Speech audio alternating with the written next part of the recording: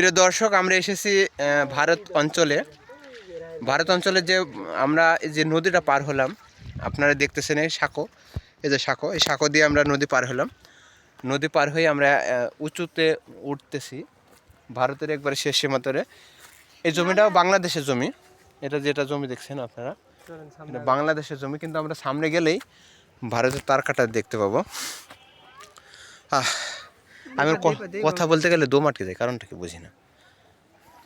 সামনে গেলে আমরা দেখতে পাবো ভারতের শেষ সীমান্তর যে তার কাটা দেওয়া আছে, সেটা দেখতে পাবো। আমরা যা হাঁটতেছি, আমার সাথে আছেন আমাদের।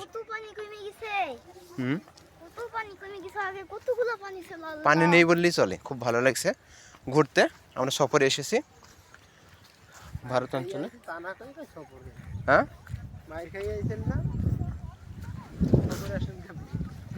আমার সাথে আছেন আমাদের ভাইস্তি রাজু, আছেন আমাদের গরম গরম পড়ছেন।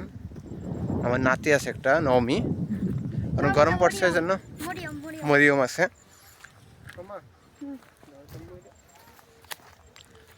তো রাজু, আমি ভাইস্তি দুজন মিলে ঘুরতে আসছি। অনেক মজা লাগছে, অনেক মজা লাগছে, জায়গাটা অনেক ভালো লাগছে। গ্রাম্য এলাকা, কবুতর দেখতে পাচ্ছেন আপনি, উড়ে চলে যাচ্ছে।